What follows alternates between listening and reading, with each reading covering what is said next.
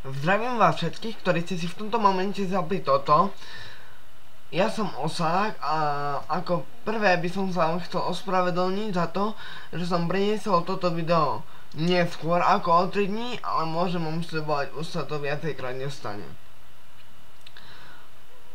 Dneska som sa rozhodol pozrieť na pár filmov, ktoré by ste podľa môjho názoru určite mali vidieť. Aspoň teda mne sa páčili. Takže, môžeme ísť na to. Prechádzame hneď k prvému filmu a hneď je to horor.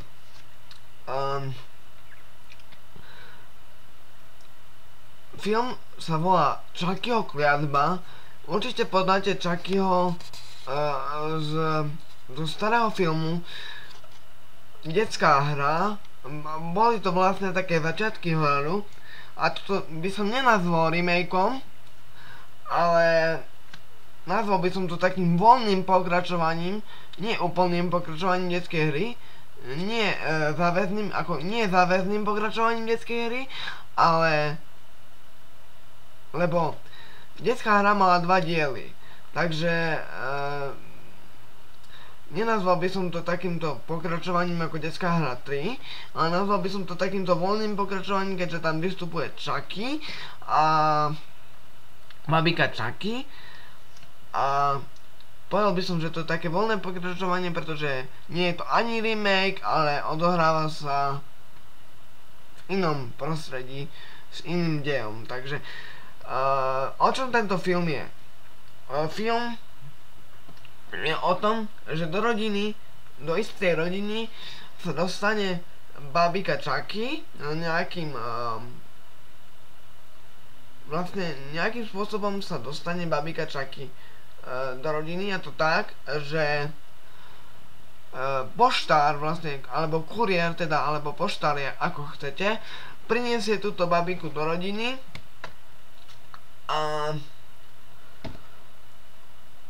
ale adresa na krabici od babiky nie je napísaná. Tak sa rodina divila, no a nechcem vám to tu rozoberať dopodrobna, určite si tento film pozrite. Ešte by som vám mohol povedať, že áno, je to horor, ale nemáte sa tam čoho báť, podľa mňa teda samozrejme. Neviem ako vy, ale ja sa hororov osobne nebojím. Videl som ich možno, neviem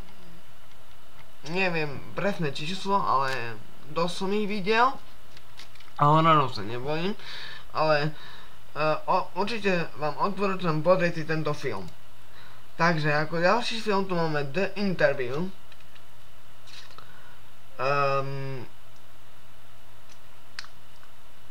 Tento film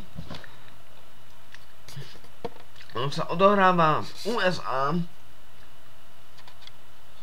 alebo teda neviem kde to bolo presne, ale zase mi, že to bolo v USA, ale to teraz nie je podstatné úplne. Istý muž menom Dave Skylark má talk show v Amerike. Je moderátor talk show a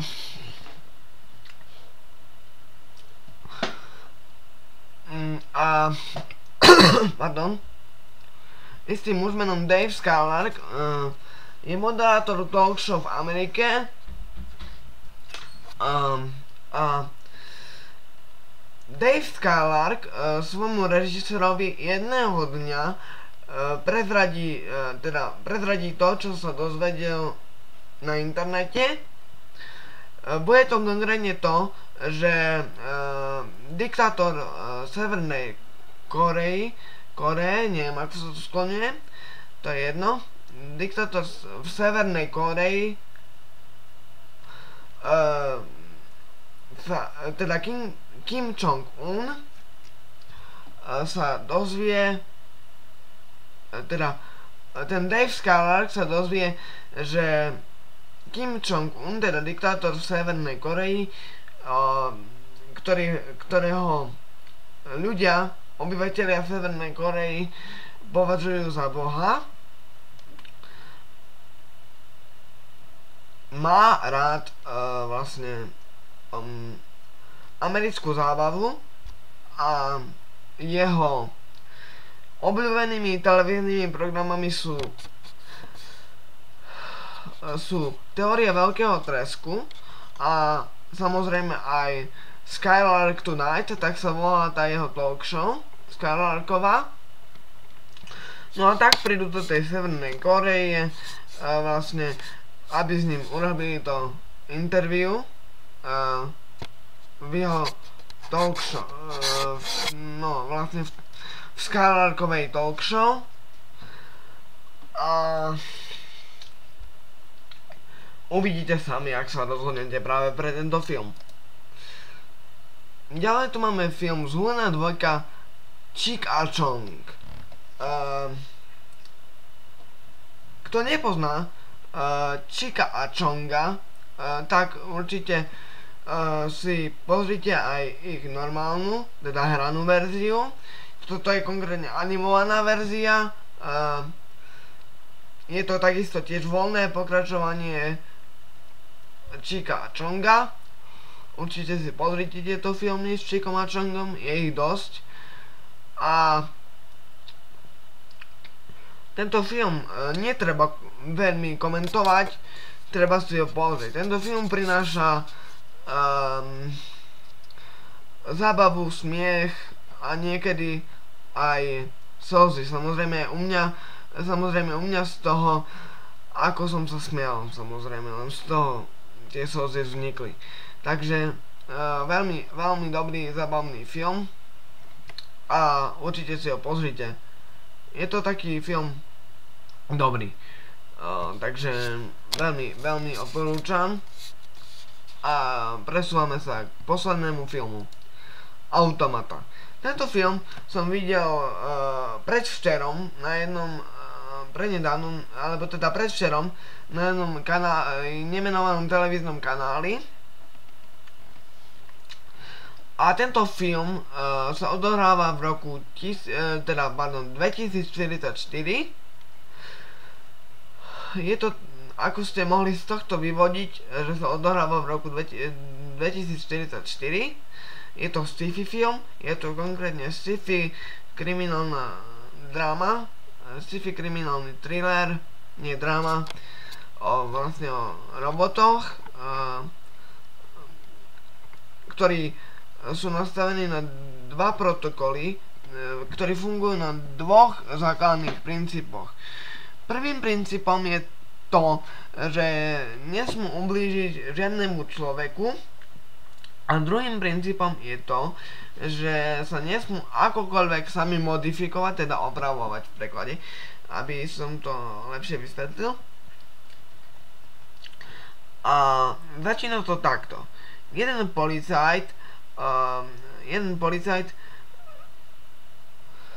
uvidí jedného robota, ako sa sám opravuje, a tak ho zastrelí. A tak sa do toho vloží istý muž, aby vyšetroval prípad toho, že sa tento robot sám opravoval. A ako sa tak zahlbí viacej do toho prípadu, tak zistí, že týmto nemusí byť len človek. To je všetko, čo vám o tomto filme môžem povedať. Viacej pozrite si tento film. Ja som ho videl, je to naozaj skutočne veľmi dobrý film. Takže napíšte mi do komentárov, prípadne pre ktorý film by ste si najradšej pozreli z týchto filmov, a prípadne mi napíšte, ktorý ste si pozreli alebo videli. A to je všetko. Čaute.